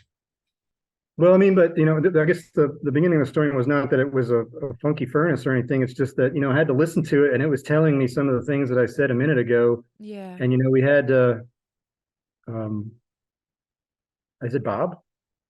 Bob Bob? Rogers. No, Yeah, we not well. had There's Bob Rogers, but who's the moonshine guy? Charles. Charles. We had Charles. Charles. Charles came up and was like, "That doesn't sound right," and I was like, "You're right, Charles. It doesn't sound right. We're Yeah. turning it off." Yeah. And so then I went and called Noah, and he said, "No, you got to run it like this." And boom, we had it back up. Yeah. But having a good network of friends, knowing who did something last. Thank God Noah was available Yeah. because we were in like sort of a demonstration mode. Mm-hmm. Because I also it didn't. was at repair days. It was repair Yes, days I didn't. I thought I 20. was coming up to be an observer, but it didn't turn out that way that day. Well, I thought I was going to repair days to be in the metalsmithing tent. I didn't know that there was a foundry there. Like, I didn't find out until afterwards that Jimbo was the one that brought iron to the metal museum. I didn't know that either, actually. I think I had heard that, but it doesn't surprise me because Leanne's Well, sister worked there, yeah, yeah. right? And Leanne worked there too. Oh, I didn't know. I just remember her sister being there, but it doesn't surprise me. Mhm. And so, yeah, Jimbo brought the little furnace. It's like a 6-inch or something called Gene the Whip. It's still there. And, you know, just stupid tiny. I think that might have been why he left it there. I don't know. Well, believe it or not, Skip and Jimbo I think they were kind of contemporaries, and they sort of, I think they started making tiny furnaces at the same time, like in Okay. the beginning of their research, Yeah. because Skip talked about making these utter failures, like two or three or four of them in his yard before he made one that he brought out for anybody to see. Yeah. But him and his son Isaac would troubleshoot through those things until they got one that worked, you know. Yeah. And I think Jimbo did the same thing for a bit. Yeah. Yeah. I might have an intruder here. Is it a cat? Yeah. So it's going to stay over there. Never mind. Oh, okay. Filthy thing. But yeah, so more stories, lots of stories. Um, So that's what you learn about. That's what you learned about how to run furnaces and how to run and, furnaces that you didn't know. well, and my own, sometimes, you know, we ran that Massey furnace in at Sloss, and we had all that knowledge, you know, James, Ira, and Jason Kimes and Skip and everybody and myself. And, Mm-hmm. you know, we cut too many corners and we did too many experiments at one time. And that's why you have the logbook, you know, and if you don't have the logbook, then you can't, Yeah. you oh, well, you only change, you're supposed to only change one thing at a time. We did all of it in that one. And so we Yeah. got it to run and we had to get the lance at the end, but it was still a lot of fun. It was a lot of good research. But yeah, you know, at one point, I think James and I and a couple other, maybe Jason, looked at each other and said, "We're going to have to lance this." And they were like, "Where's the lance?" And Remy was like, "It's all the way on the other side of the site," because Yeah. we hadn't used a lance in like 10 years or something like that. It was stupid, but Yeah. you know, you can be humbled at any time. Yeah. Yeah. So yeah, what have I learned? You know, there's always something new to learn, and some variable is always out there that you haven't thought of before. Mm-hmm. Even in your own furnace that you run all the time, it's, you know, usually it's the weather or the humidity or something like that. But you're messing with the coke or something like that, or you didn't get a good enough coke. Iron has too much, you know, bathtub porcelain on it or something like that, or too much rust, or too many non-Dorito sized things. For the smaller furnaces, that's a bigger deal. For bigger ones, they don't care. But the furnace that Remy was running, Mm-hmm. it had to have a certain size chip in the beginning, but you know, Spivey would throw brake rotors in there, like full size car brake rotors in at the end. Huh. And I didn't know that up until then, that you know, like the temperature had risen and you could definitely melt things out. And then when I went to see Donnie's furnace, his later charges were much bigger than his early charges. So Mm-hmm. it seems like common knowledge now, but it was all a learning process at some point. Mm-hmm. Yeah. And we're still trying to, I feel like as a community, we're still trying to like dial it in and make it better and make sure that things go off without a hitch. Well, I feel like safety has come a very long way since I started. Well, that's good. That's good. Site safety, core safety, Yeah. safety meetings, Mm-hmm. Mm-hmm. less yelling during pours. When I was younger, there was a lot of yelling. It was just sort of the way of things. Yeah. I mean, sometimes to get your your to be able to project over the sound of the blower and through the face shield, sometimes it's hard.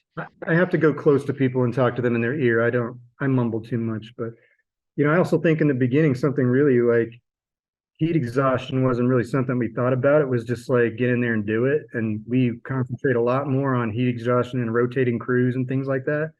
And I'm much more grateful for that, because, you know, when we had to break out those bottoms, or people were passing out and stuff like that. And we don't do that anymore, and that's really good. No. Yeah. I've only really seen one person really like with heat exhaustion and, so that's good. That's good. That's a pretty good track record, because also you can't always control individual sensitivities to different, That's true too. Yeah, we have a lot more safety talks about, do you have asthma? Do you feel comfortable up there? You're afraid of heights? And it could be anything, just so that we know prehand. We didn't ask any of those questions back in the beginning. Right. Or I've they even didn't been ask. somewhere where they were like, does anybody have an allergy to bees or hornets? And then like one person raised their hand, and then they were like, where's your EpiPen? Yep. And it's like, oh Yep. my gosh, like that's a good thing to think about. Well, Because Skip they were had, like, well, it's in my car. It's like, okay, can you please but get yeah, it? that's a very good, knowing where it Yeah. is a big deal. Yeah. Yeah. Yeah. Yeah. All right. Well, I'm interested to go over to the after show. I don't know if do you feel like we've covered everything? Oh, wait, no. We didn't. Did we talk about what you have hot on the horizon? Anything We else haven't. related to cast iron I want to talk about? Anything else? I don't understand the question about the worthwhile personal investment. That one was perplexing. Oh, do I still have that one on this sheet? There I was may one have an that's, old sheet. Okay, so the story behind that was my husband suggested that I put that question in what was because it was he heard it on a podcast, and he thought it was a really interesting question. But then what happens is usually guests talk so long, like yeah. about iron and stuff, that we never get to it. And so I think I just took it out. But it's basically, if I can remember, maybe I'll have you read it. It's like, what is one worthwhile investment that you've made in yourself or in your equipment or something that you benefited from? The one thing that I wanted to make sure that I expressed about it is the investment that I made to create those relationships, especially around, Dennis and Jimbo and Skip. The Skip crew was really, really special to me. And I'm kind of a quiet person, so maybe I don't say it enough, but like I didn't say Ira before, but he was a major component in that as well. But I'm really glad that I met all those people and that they continue to be parts of my lives to this day. Noah and Allison and Toby, Jason Kahn. I mean, that was a worthwhile investment. And I need to make sure I do a better job of keeping in touch with them. But those friendships were really important. And I mean, there can be tools and other things and investments in my job, but personally, that's the thing that I think about was the best thing that came out of all of this really so far. I mean, it's still more to come, but you could say it as the community. I love the community, but some of that community become really dear friends in the end. Oh, yeah. And some of them have helped me so much that I could never repay them. But all of my stories, all of my jokes, all of the things that I shouldn't do and I don't want to tell people, that crew knows about it. Doug Barton, a couple more, but we all got stories from back in the day. Mm-hmm. Yeah. But new on the horizon, right? Yeah, hot on the horizon. So currently my hot on the horizon stuff is not as much about the iron casting stuff, but except for the part where we're doing this, which Yeah. is also part of the thing. But I'm also trying to track down Dennis Peacock with Letitia from Oklahoma, and we're going to try to do a little book or something like that about all the people that he's influenced in his career. Because so like this is sort of generated through Jimbo for you, but Yeah. for those of us who went to Tennessee, Remy and Leanne, maybe Leanne and Yeah. Noah and Allison Mm-hmm. and so many more because we were just the end group.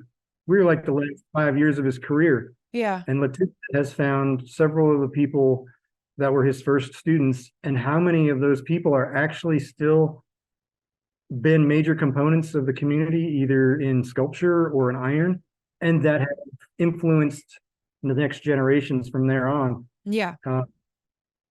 And just trying to keep a record of.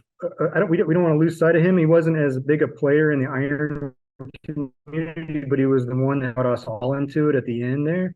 Yeah. And so Letitia, and she was the last person that he recruited to be a grad student at UTK when he was there. Yeah. And Remy was the last student that was a grad student to go for 3 years. Letitia was only there 1 year before he retired, but Okay. Was the last one to do all 3 years. Yeah. So those are the last two folks there, and so we just want to kind of shine a light on that. Yeah. But in my personal work, my unfortunately my father passed away in 2020, and he had 29 cars on his property, Okay. and he worked on BMWs for most of the last part of his career, and most of them melted into the woods in the background.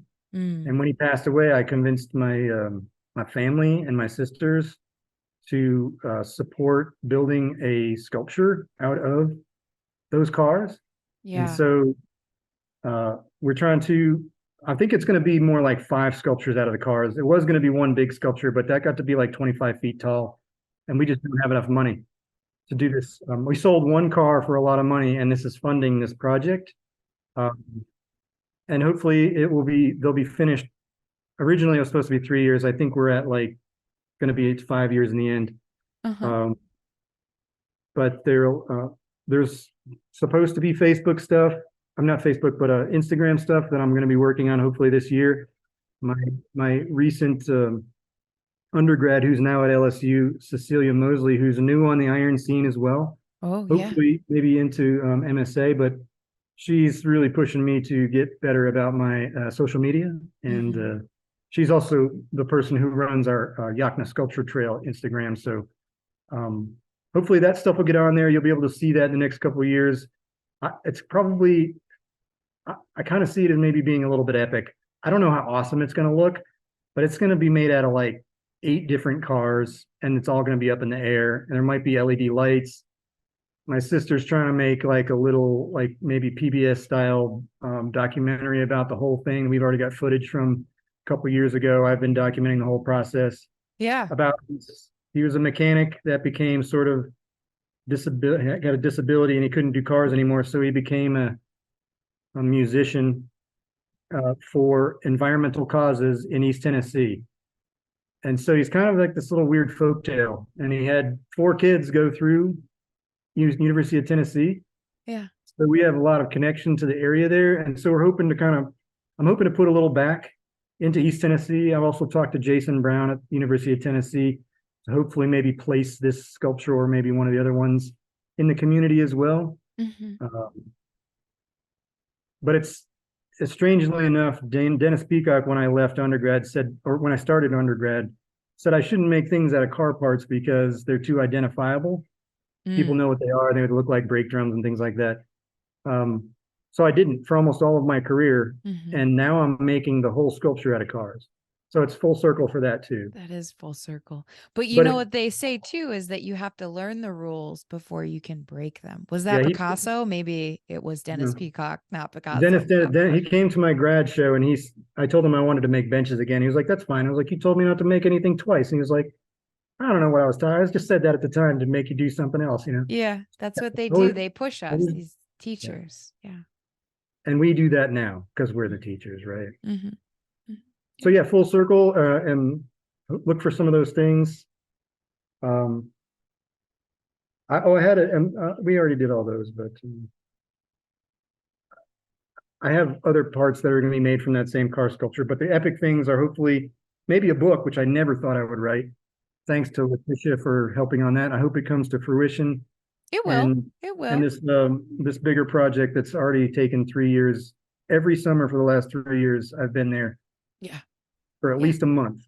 Mm-hmm. So It'll happen. I think that that's one thing that I will say as I've like we were talking about earlier, we go to iron pours, but we don't necessarily feel like we have to lug a mold there and lug a casting back. We're maturing.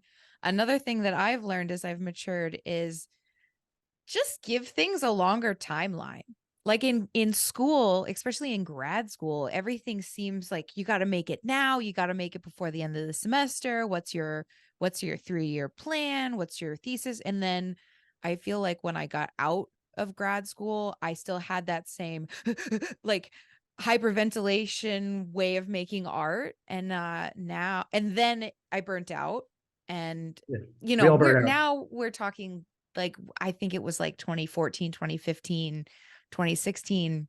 I didn't really make much art because I was doing the adjunct professor hustle, which was an interesting, but so then I finally have gotten to this part where I'm finally in my life, I'm finally doing projects like this podcast, but then also I have my eye on the prize for maybe an exhibition, maybe, other things. And so what I've learned is if you give yourself enough time, you can do anything.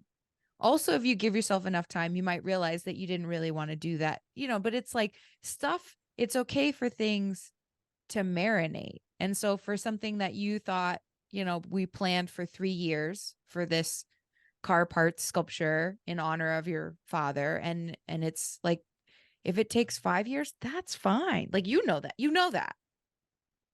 that it's fine.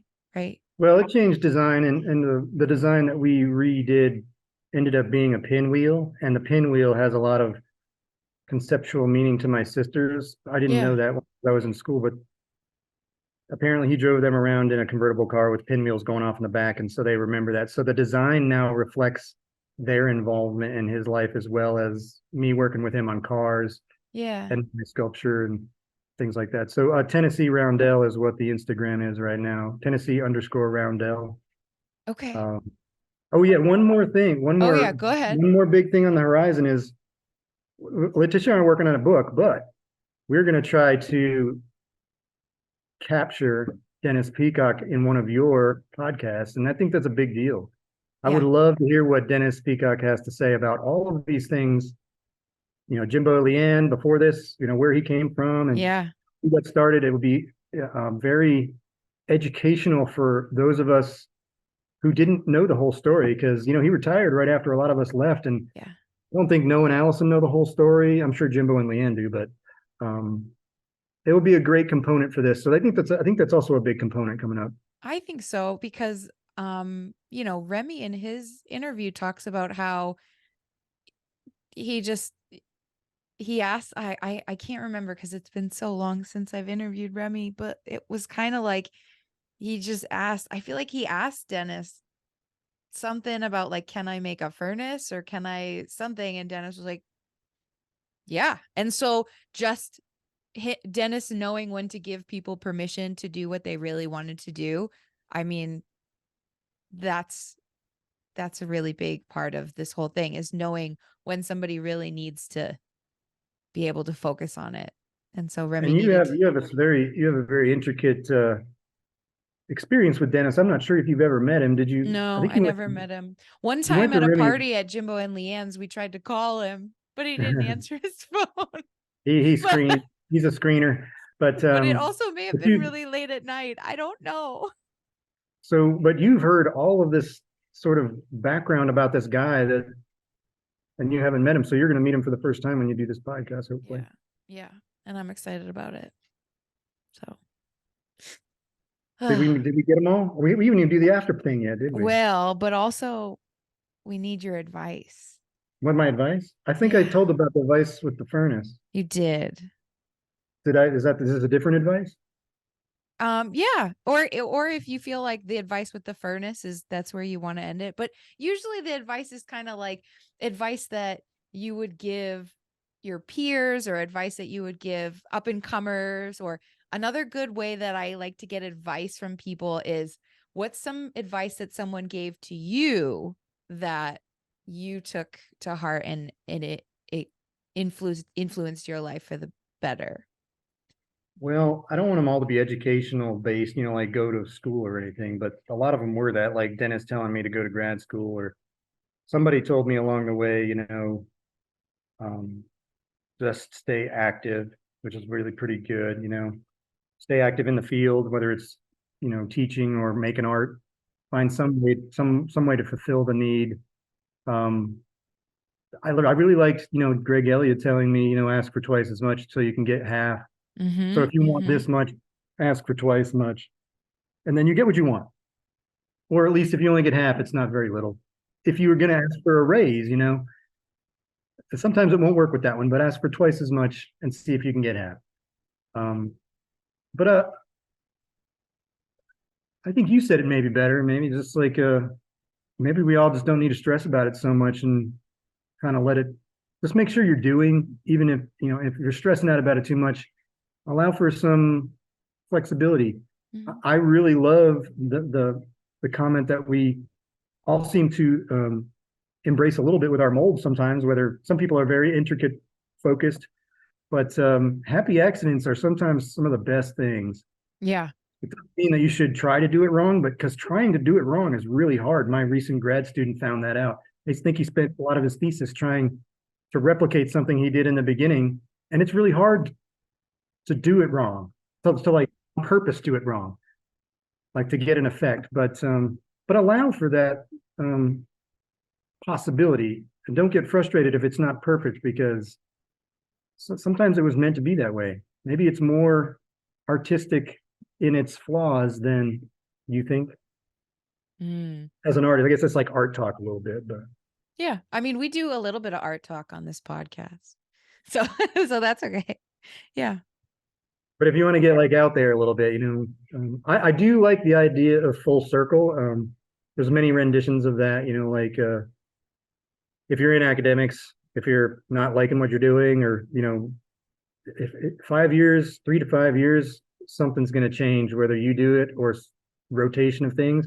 So if you can hang in there and endure whatever's going on for 5 years, if you're in academics, usually something changes.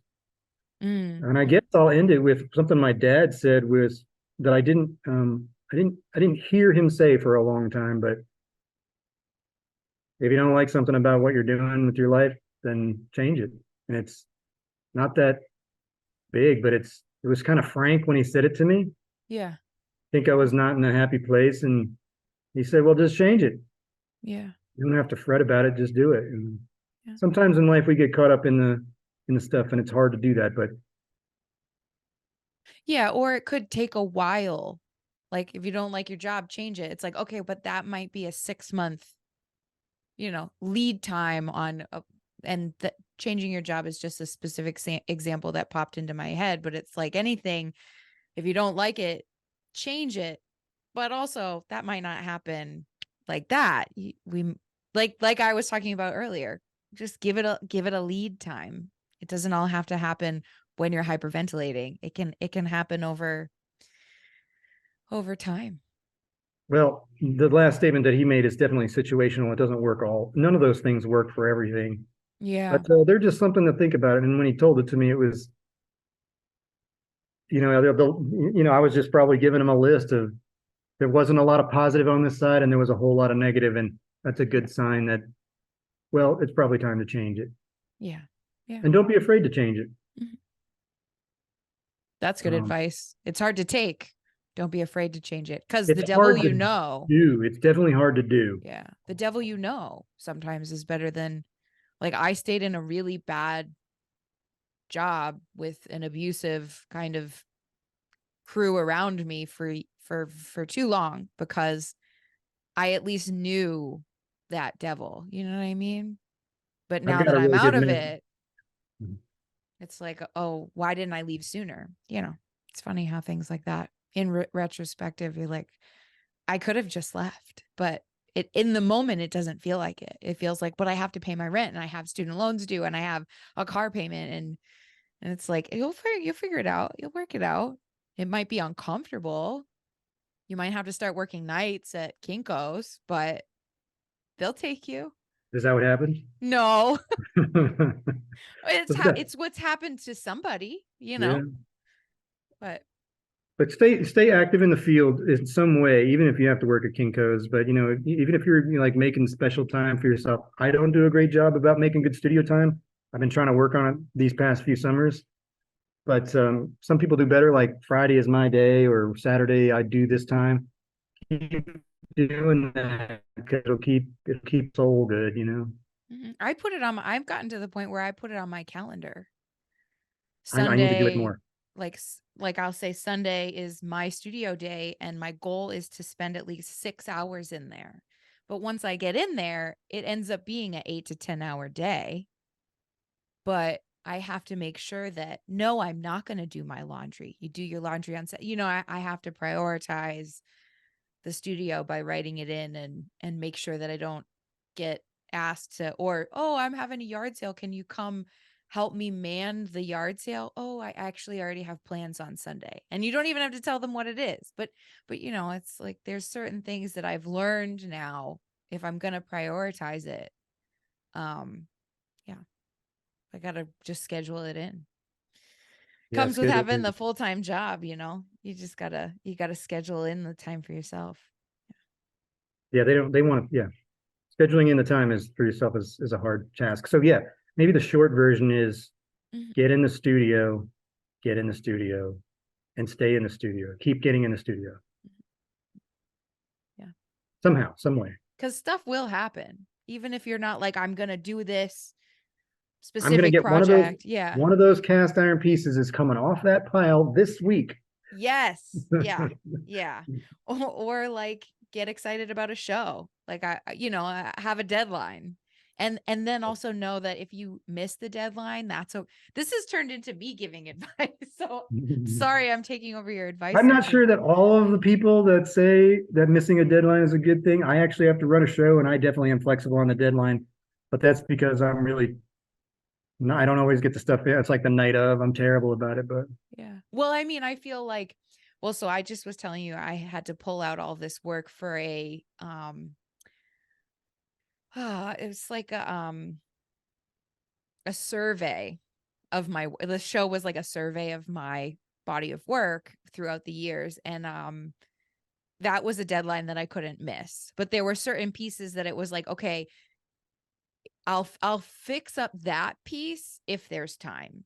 But if I don't fix up that piece, I still have 32 other pieces that are, you know what I mean? And so, but if you pick a show that you want to enter, so, oh, I like the prompt for that exhibition.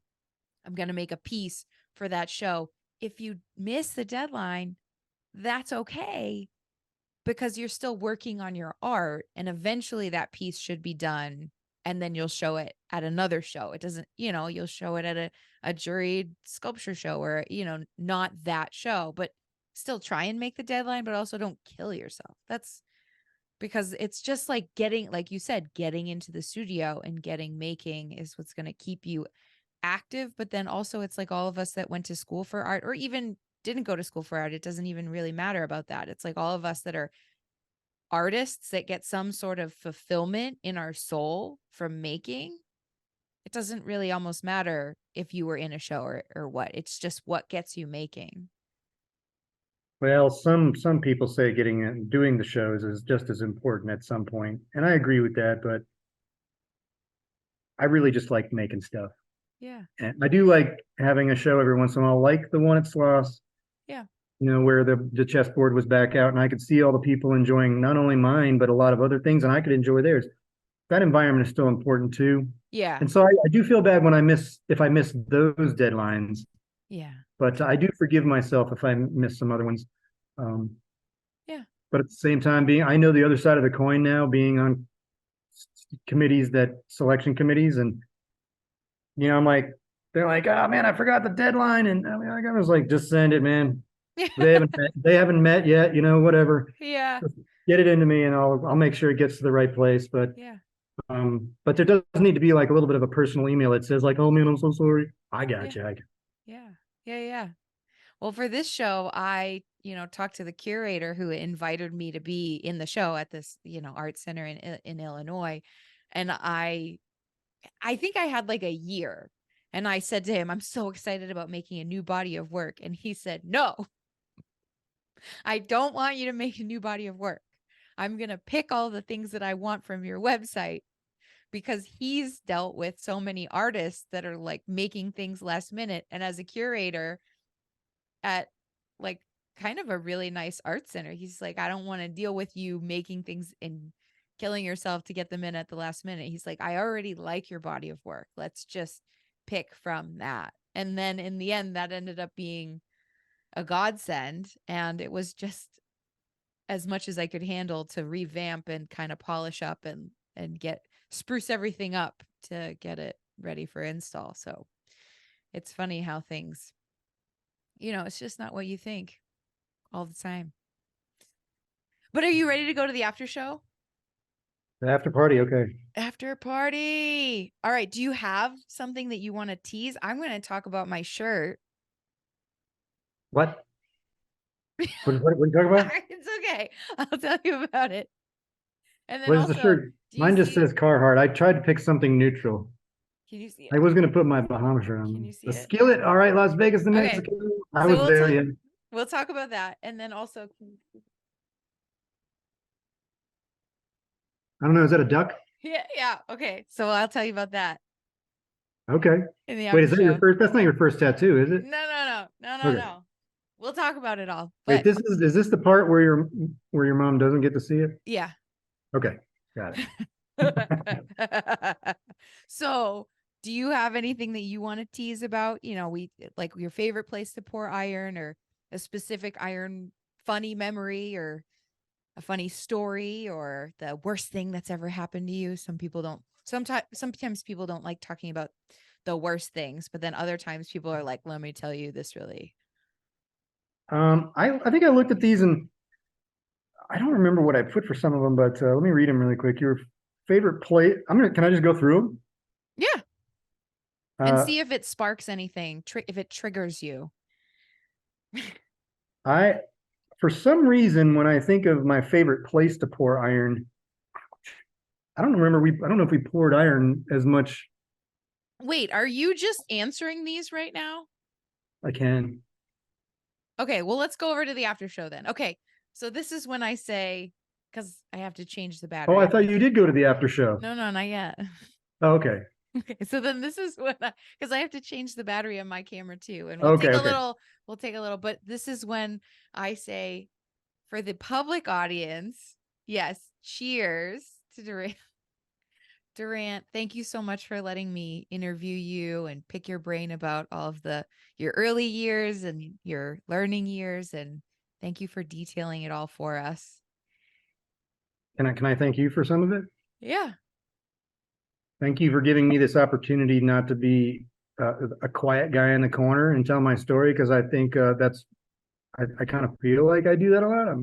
Unless there's like a really good personality like you that comes and digs me out, I tend to be a shy guy. But I appreciate being able to talk about all my friends and some of the stories that really influenced me that they did. So thank you for giving us an opportunity to do that, and me one as well. Yeah, of course. And I mean, go I really ahead. hope we can get Dennis and Skip, but we'll see what we can do. I think they'll come around. I really hope to the bottom of my heart that they do. So They might cuss a little bit more though. Well, Skip might cuss a little bit more. but you know what? That's okay. That's one of my housekeeping points is swearing is acceptable. Swearing is acceptable. You My can't you mom can't my mom can't get mad at other people for swearing.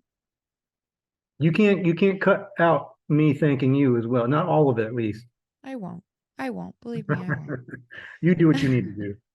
All right. And so then I'll say to everybody listening and watching, thank you so much for tuning in. And like this show doesn't have to end here. You can come on over to the after show through the portal on Patreon. Would love to have you. And so you can hear all of our dirty little secrets. I mean, secret stuff on the other side. But if we don't see you over there, we'll definitely see you in the next one. Thanks so much and have a great time. Have a great night. Okay. Thank you all. Thank you so much for tuning in today. This conversation doesn't have to end here. To gain access to the after show where Durant and I continue our discussion, visit the website patreon.com/thepodcastiron. And for as little as $1 a month, supporters get access to the after show recordings from every episode that's ever been published. So if you're new here, the after show is just an extra 15 to 20 minutes, many times more, with each show's guest, where we talk a little more candidly and share at least one more story behind the privacy of a paywall. And since it's not super public, sometimes the stories are quite spicy. So yes, if you sign up now, you'll get access to listen to the after show from this episode and all of the after shows from all of our earlier episodes. And even $1 will really make a difference to help subsidize the costs that I undertake to make this resource publicly available And you'll get the after show, so it's a win for everyone. Well, in conclusion to the public portion of this episode, I hope you enjoyed listening to this interview as much as I enjoyed reminiscing with Durant and learning about his life journey. From the stories that he told, his dedication to this community of cast iron artists really shines through. And it's inspiring to see how much he's accomplished as an educator, sculpture trail manager, and individual artist. Durant, thanks so much. Thanks for letting me bug you with this interview, and thanks for seeing the potential in me and many others like me and helping us be introduced into this family of iron artists. You've changed so many of our lives for the better, and I'm honored to be able to give you that acknowledgement that you deserve for this generosity. And now, thank you to the top supporters of this episode for helping me afford to continue offering this show. Thank you to the Western Cast Iron Art Alliance for being a top supporter of the show. I am so honored and encouraged to have your support. And thank you for all of the work that you do in service of the Western region of the U.S. and its cast iron artists.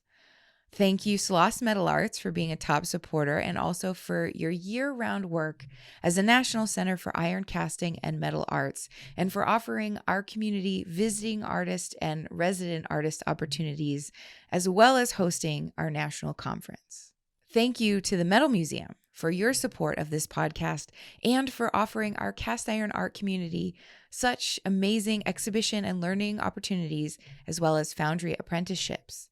In my opinion, the Metal Museum is one of the premier places in the world to learn the art of iron casting, and to have a museum of this caliber exhibitioning works by artists in our tribe, it's such an honor and a gift.